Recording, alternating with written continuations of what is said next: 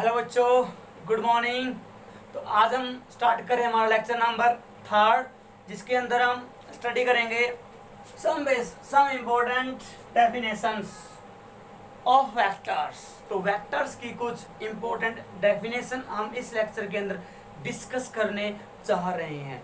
जब भी हम वेक्टर क्वांटिटियों की बात करेंगे +1 में +2 में, तो हमेशा ये कंसेप्ट हमारे काम आएंगे जी। तो ध्यान से इस वीडियो को आप सुनेंगे।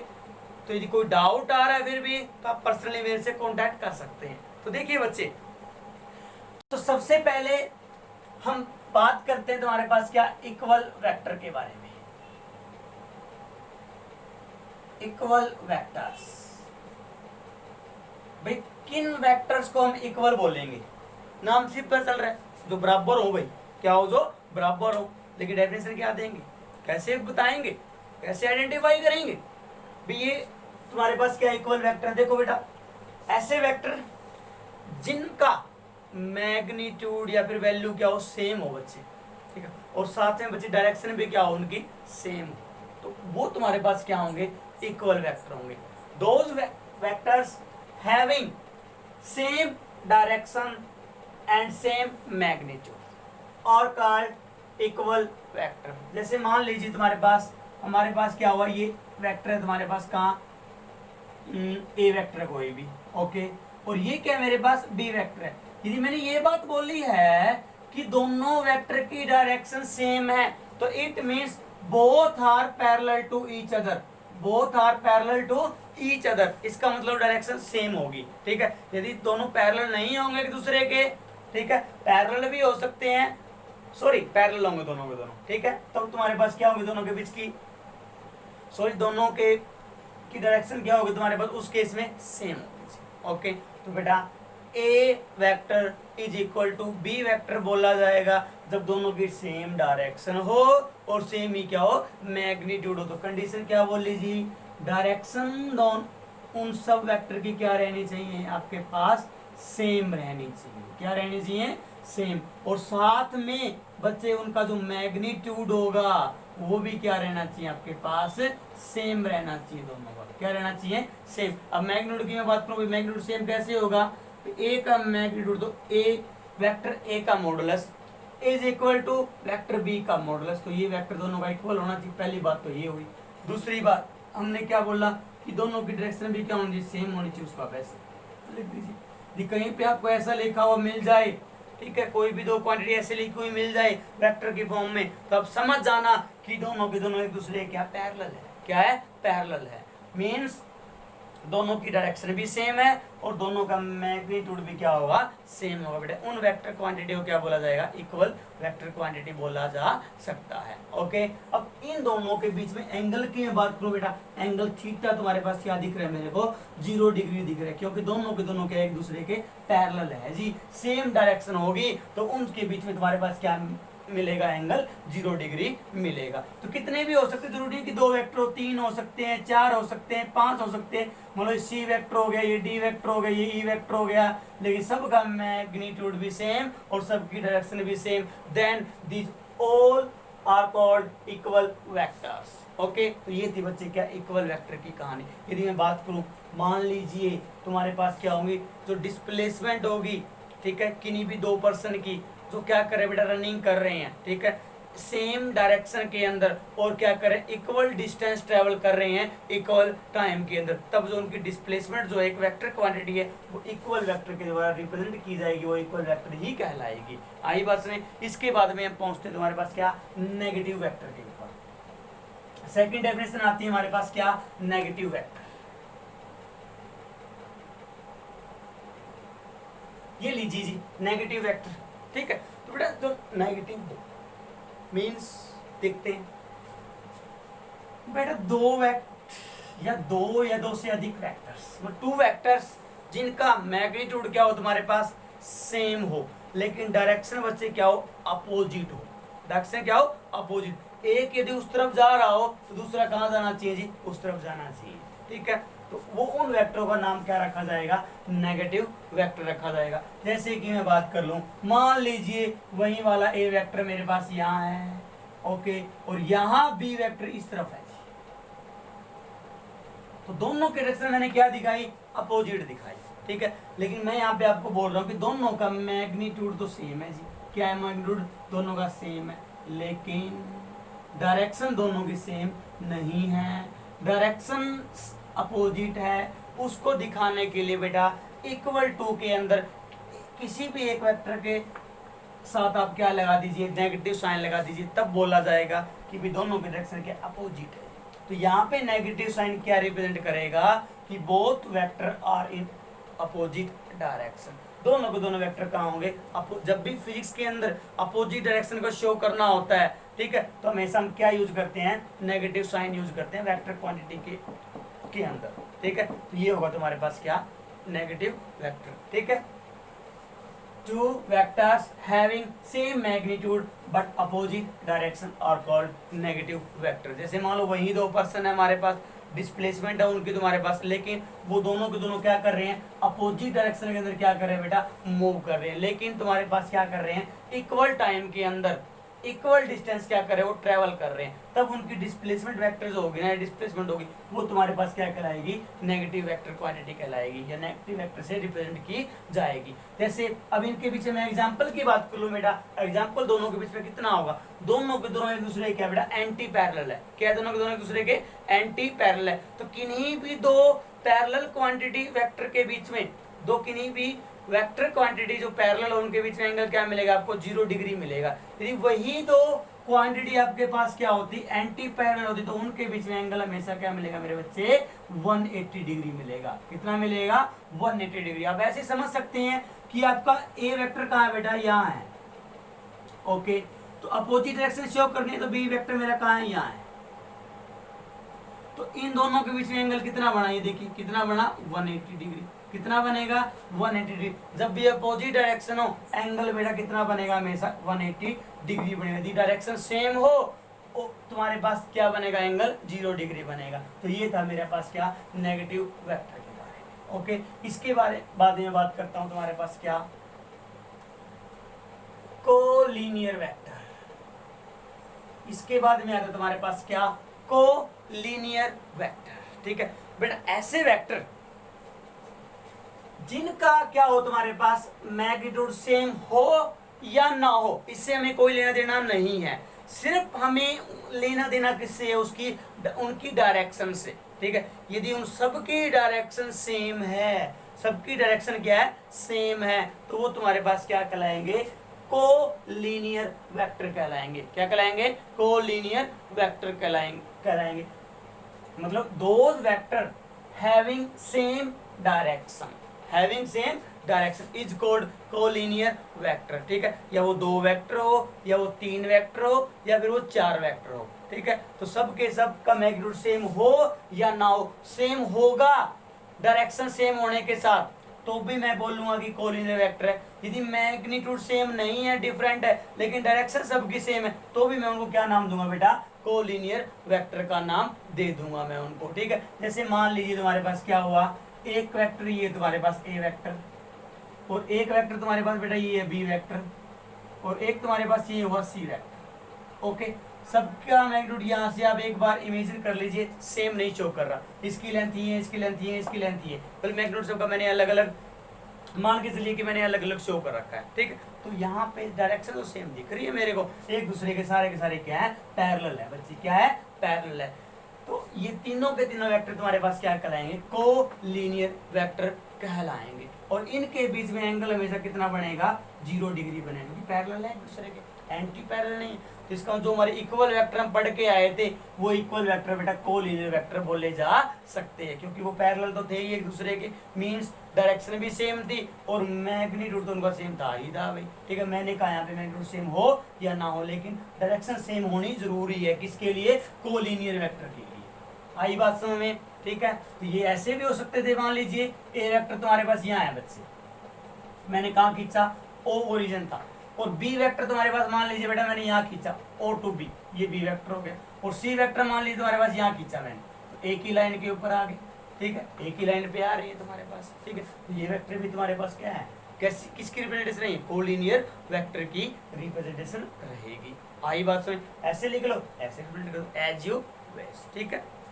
तो याद कीजिए कोलिनियर वर्ड आप 10th क्लास से पढ़ के आए थे, जब आप चैप्टर पढ़ रहे थे तुम्हारे पास कोऑर्डिनेट ज्योमेट्री का जो चैप्टर आया तुम्हारे पास, वहाँ पे आपने प्रूव भी किया होगा कि ये 3 पॉइंट अब ये कोलिनियर है या नहीं है। आपने क्या डिस्टेंस निकाल के देखी थी, ठीक है, किन्हीं भी दो की डिस्टेंस का जो सम था तुम्हारे पास, मतलब 2 डिस्टेंस का सम था वो तीसरे के बराबर आ रहा था, तो वो कोलिनियर थे, वरना नहीं थे, ठीक है। मतलब एक ही कोलिनियर का जो एक ही लाइन पे लाई करे, तो ये भी ऐसे ही तो है। आई बात है। तो ये था तुम्हारे पास क्या, कोलिनियर वेक्टर के बारे में। इसके बाद में बच्चे हम बात करते हैं को इनिशियल वेक्टर। को इनिशियल वेक्टर,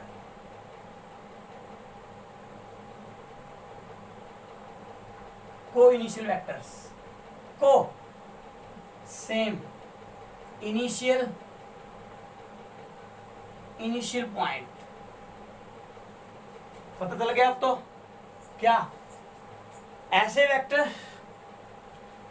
जिनका सेम हो क्या, initial point mean starting point जिनका सबका सेम होना चाहिए, तो वो वेक्टर तुम्हारे पास क्या कहलाएंगे बेटा, इनिशियल वेक्टर कहलाएंगे, ठीक है। मतलब कॉमन इनिशियल पॉइंट होना चाहिए जी, मतलब एक ही पॉइंट से वो स्टार्ट होने चाहिए, सभी के सभी एक ही पॉइंट से, ओके, एक ही पॉइंट से वो स्टार्ट होने चाहिए। जैसे मैं बोल दो मैं एक पॉइंट से बेटा ढेरों व्यक्ति चल रहे हैं, यहाँ से कोई जा रहा है, यहाँ से कोई जा रहा है, यहाँ से कोई जा रहा है, ऐसे जा रहे हैं, डिस्प्लेसमेंट ट्रैवल कर रहे हैं, तो उनकी डिस्प्लेसमेंट जो वेक्टर होगी वो क्या कहलाएगी तुम्हारे पास, को इनिशियल वेक्टर कहलाएगी, क्योंकि एक ही पॉइंट से वो सारे स्टार्ट हो गए।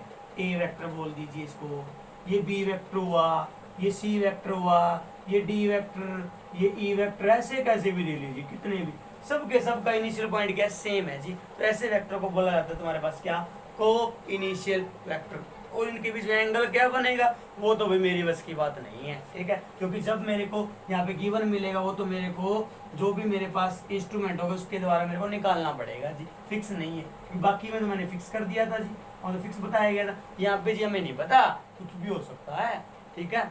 आई बात समझ में। तो ये था हमारे पास क्या, को इनिशियल वेक्टर के बारे में। इसके बाद में बेटा बात आती है तुम्हारे पास यूनिट वेक्टर। यूनिट देखिए मजेदार वेक्टर है ये यूनिट वेक्टर, बहुत बार इसका नाम लिया जाएगा +2 क्लास के अंदर, जब आप यूनिट नंबर फर्स्ट पढ़ेंगे, जब यूनिट नंबर थर्ड पढ़ेंगे, जब बहुत बार इसका नाम लिया जाएगा, ठीक है। तो देखिए यूनिट वेक्टर क्या होता है बेटा। पहली बात तो यूनिट वेक्टर की एक खास बात होती है कि इसका मैग्नीट्यूड क्या होगा बेटा, 1 होगा। कितना होगा, मैग्नीट्यूड 1 होगा, ओके। और फिर ये क्या देगा तुम्हारे पास, डायरेक्शन देगा बच्चे किसकी,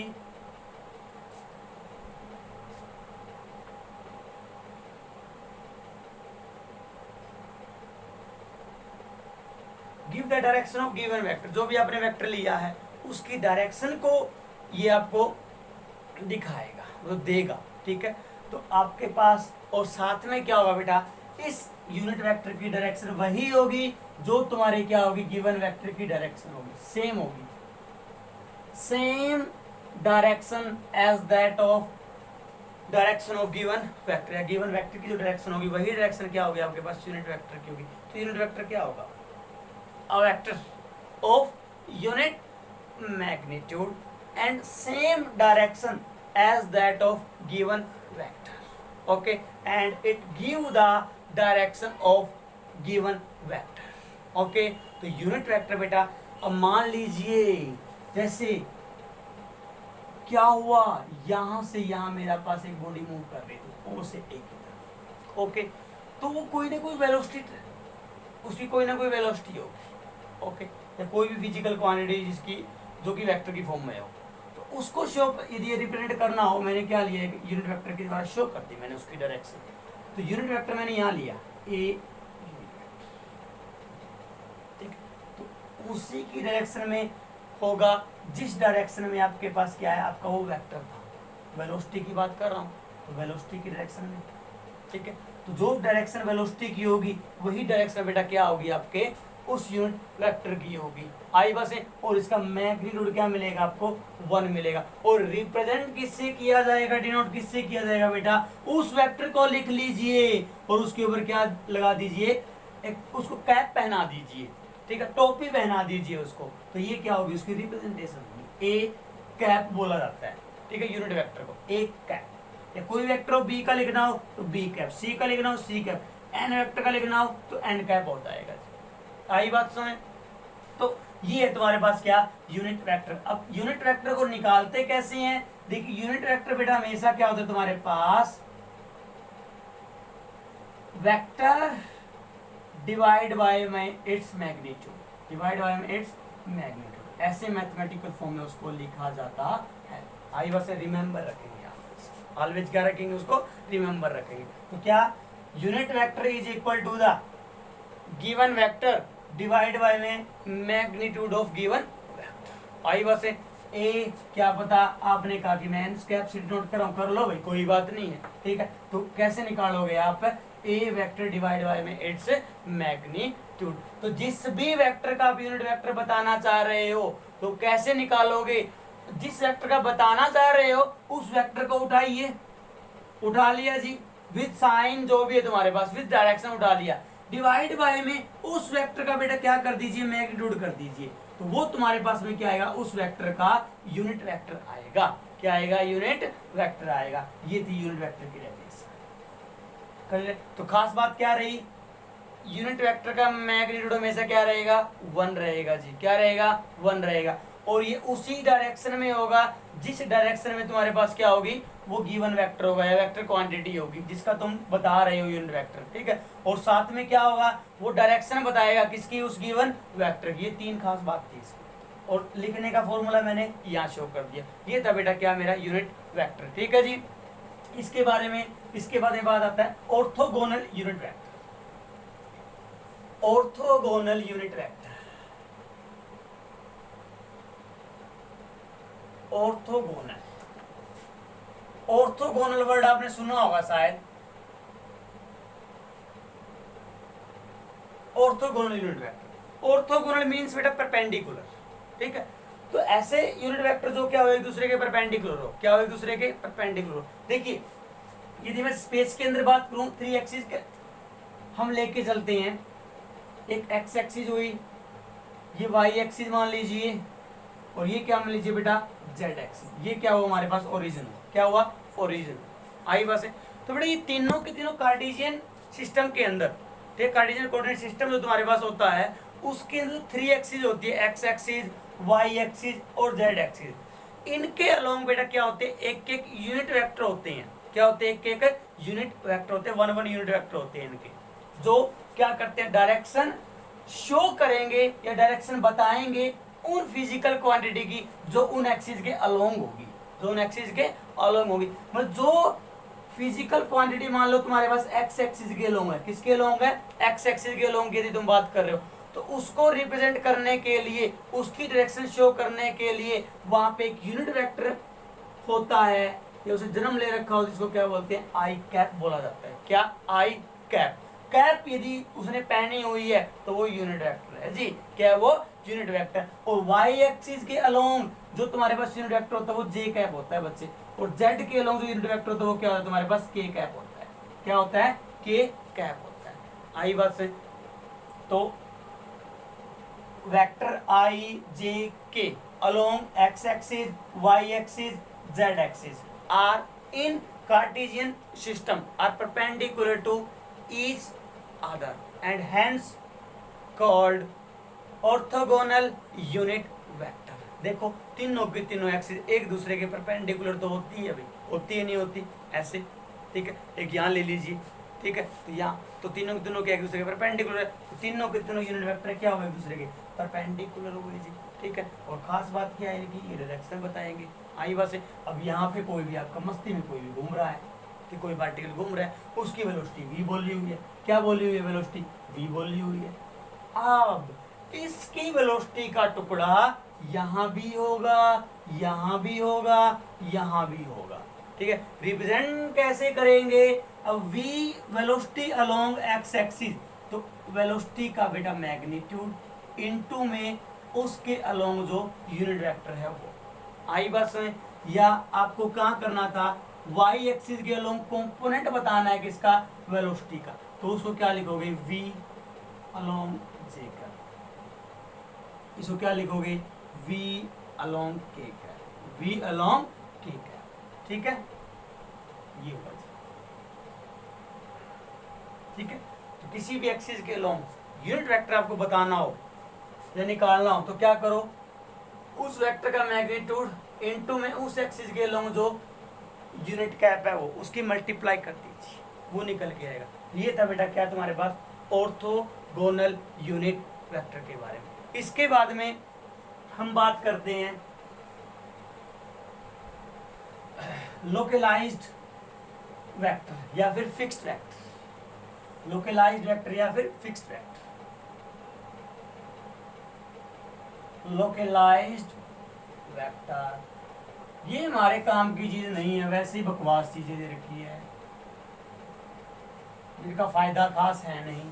फिक्स्ड वेक्टर या localized vector. Fixed vector the vector जिसका टेल क्या कर रखा हो बेटा, फिक्स कर रखा हो। क्या कर रखा हो, फिक्स कर रखा हो, उसको हम क्या बोलेंगे, फिक्स वेक्टर का नाम देंगे। जैसे ये टेल हुआ जी वेक्टर का, ये क्या हुआ, उसका हेड हुआ और ए वेक्टर था। कौन सा वेक्टर था, ए वेक्टर। टेल था, टेल फिक्स कर दिया मैंने, वेक्टर ऐसे मूव कर रहा है ऐसे, तो बेटा ये कौन सा वेक्टर हुआ तुम्हारे पास, फिक्स वेक्टर हुआ। कौन सा वेक्टर कहलाएगा, फिक्स वेक्टर। इसी प्रकार तुम्हारे पास क्या आता है, फ्री वेक्टर आता है। क्या आता है, एक और वेक्टर जिसका नाम क्या होता है, फ्री वेक्टर। बिल्कुल सेम, जिसका टेल क्या हो तुम्हारे पास, फ्री हो गई, टेल क्या हो, फ्री हो, या टेल फिक्स ना हो, तो उस वेक्टर को हम क्या बोलेंगे, फ्री वेक्टर का नाम देंगे। किसका नाम देंगे, फ्री वेक्टर का नाम देंगे।